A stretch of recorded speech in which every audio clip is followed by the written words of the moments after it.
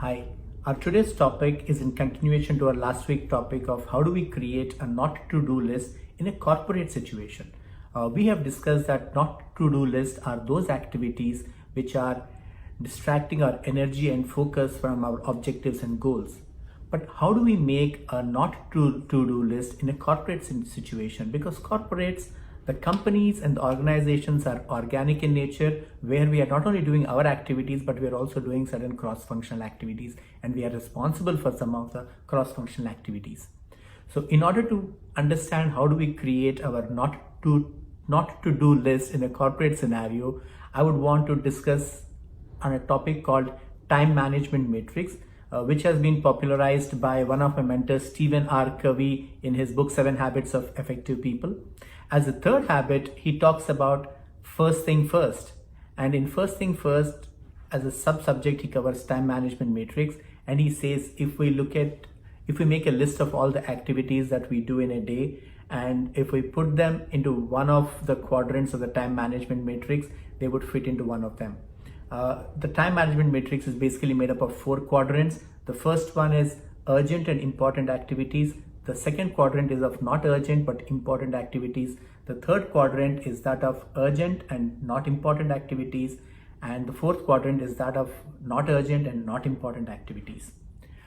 When we look at our activities that we have for a day, and if we put them into one of the quadrants, and if we feel that most of our activities are falling under quadrant 1, which is urgent and important activities, that means we are actually in a firefighting situation. We are doing activities which are deadline, time-bound activities, or we are doing projects which are deadline based and we need to deliver upon them.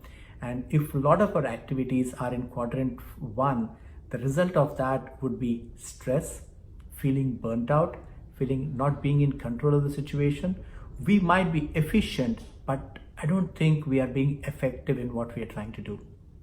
Whereas if we have a lot of activities falling under quadrant 3, which are urgent but not important, it only says that our day is being dictated by somebody else's priorities.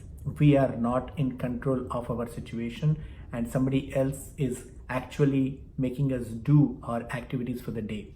And we feel that we are being victimized because we are not in control and we are just flowing through in the day. Whereas if we have a lot of activities in quadrant 4, God forbid that we have any activities in quadrant 4 which are not urgent and not active, not important, because in a corporate scenario, we are not supposed to have much of the activities which are falling in that quadrant. And if we know that we have a lot of activities over there, that means it's time for us to take a hard look and move on, or try and reduce those, remove them, so that we do not have activities in that quadrant. Now let's come to the most important quadrant, which is quadrant 2, which are not urgent but important activities. Now, when we know that they are not urgent but they're really important, that means we are actually in control of the situation. We have time in our hand. We have a vision as to what we want to achieve from those activities. We have a perspective about them. And so when we have time, when we have a vision, when we have perspective, that means we're actually being effective in what we are trying to do. So we need to have a lot of time and most of our activities under quadrant 2, which are not urgent but which are very important. Now, these are the activities which deliver on a long-term objective for the organization, which make the organization stronger and which would make us as the most effective leaders. So in order for us to take out time for the quadrant 2 activities, we need to reduce or remove activities from quadrant 3 and 4. And our not to do list comes from quadrant 3 and 4. I hope you've enjoyed our today's session. So next week we shall discuss on a topic called every action has got equal and opposite reaction, which is going to be the last session on this subject of slowing down. Until then, choose wisely. See you all next week.